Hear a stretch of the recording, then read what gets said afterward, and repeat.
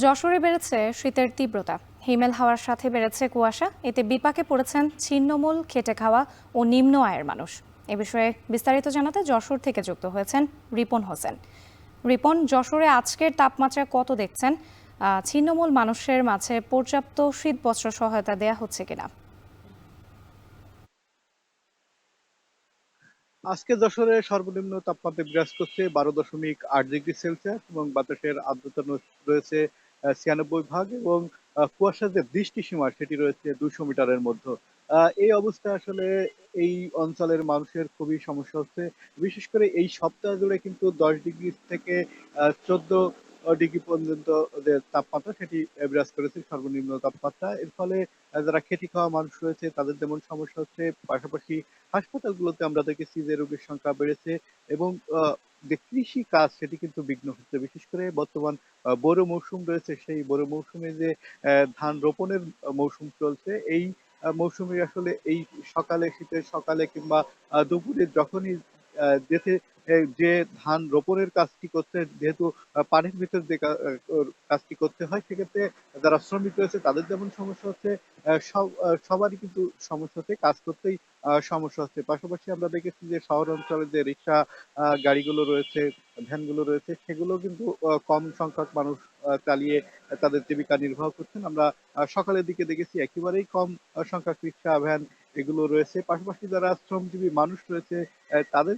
সাথে আমি কথা বলেছি, তারা যেটি জানিয়েছেন যে তাদের অন্য সময়ের তুলনায় এখন কাজ কিছুটা কম রয়েছে। ফলে সাধারণ মানুষ কিন্তু এক প্রকার খুবই সমস্যার মধ্যে রয়েছে। এই শীতের প্রকোপে আসলে কিন্তু খুবই সমস্যা হচ্ছে। পাশাপাশি যারা ছিন্নমূল মানুষ রয়েছে, আমি দেখেছি যশোর রেল স্টেশনে এখানেও অনেক ছিন্নমূল মানুষ রয়েছে। তবে আহ, আহ, আহ, যে জেলা প্রশাসক কিংবা অন্য কোনো সংগঠনের পক্ষ থেকে আমরা এখন পর্যন্ত দেখিনি যে শীত বস্ত্র সেটি বিতরণ করতে। তবে আহ, এই অবস্থায় আসলে কিছু বেসরকারি অর্থাৎ ব্যক্তি উদ্যোগে অনেকে আমরা দেখি যে শীত বস্ত্র বিতরণ করতে। সব মিলে সাধারণ মানুষ আসলে বিপাকে রয়েছে এই শীতের তীব্রতার কারণে। এই ছিল এখান থেকে আমার কাছে সর্বশেষ রাত্রি। যশোর থেকে যুক্ত ছিলেন রিপন হোসেন, জানাচ্ছিলেন শীতের তীব্রতার খবর। তীব্রতা বাড়ায় বিপাকে পড়েছেন মেহেরপুরের কৃষকরা। আর কয়েকদিনের মধ্যেই শুরু হবে বোরো ধান লাগানোর মৌসুম। তবে তাপমাত্রা নিম্নমুখী হয়, পাশাপাশি ঘন কুয়াশার কারণে মাঠে কাজ করতে বেগ পেতে হচ্ছে তাদের। এমনকি তৈরি হয়েছে শ্রমিক সংকট। এ নিয়ে বিস্তারিত জানাতে মেহেরপুরের যাদবপুর থেকে যুক্ত হয়েছেন মুজাহিদ আল মুন্না। মুন্না, মেহেরপুরের শীতের তীব্রতা কেমন? একই সঙ্গে শীতে কৃষি কাজ কী ধরনের সংকট রয়েছে জানাবেন। রাত্রি, আপনাকে আমি জানিয়ে রাখি, মেহেরপুর হচ্ছে শীতের জেলা।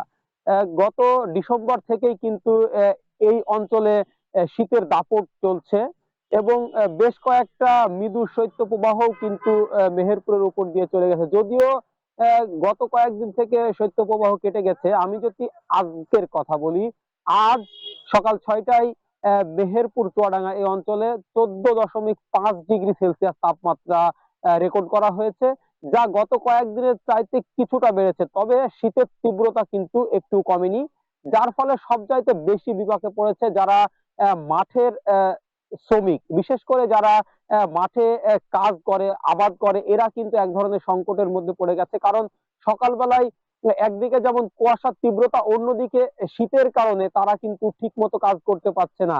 আবার যারা বড় চাষি তারা কিন্তু বেশ চিন্তায় পড়ে গেছে, কারণ আর কয়েকদিনের মধ্যেই কিন্তু বোরো ধান লাগানোর মৌসুম শুরু হবে। ইতিমধ্যে বীজতলা কিন্তু তৈরি হয়ে গেছে। বীজতলা নিয়েও কিন্তু এক ধরনের সংকট ছিল চাষিদের মধ্যে। কারণ অতিরিক্ত শীত এবং ঘন কুয়াশার কারণে অনেক সময় বীজতলা নষ্ট হয়ে যায়।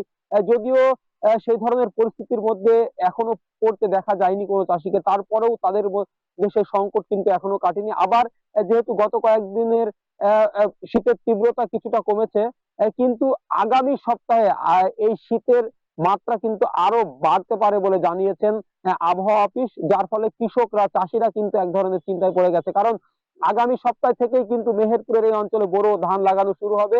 এতে কিন্তু এক ধরনের শ্রমিকের সংকট পড়বে, কারণ কৃষিকাজ কিন্তু ম্যাক্সিমাম সময় পানি দিয়ে করতে হয়, আর বোরো ধান লাগানোর সময় কাদা পানিতে নেমে কাজ করতে হয়।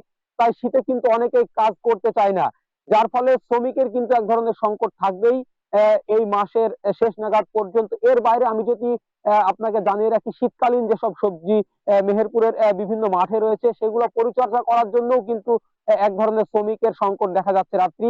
এই ছিল আমার কাছে মেহেরপুরের শীত পরিস্থিতি ও মাঠের সর্বশেষ পরিস্থিতি। মেহেরপুর থেকে যুক্ত ছিলেন মুজাহিদ আল মুন্না, জানাচ্ছিলেন শীতের তীব্রতার খবর।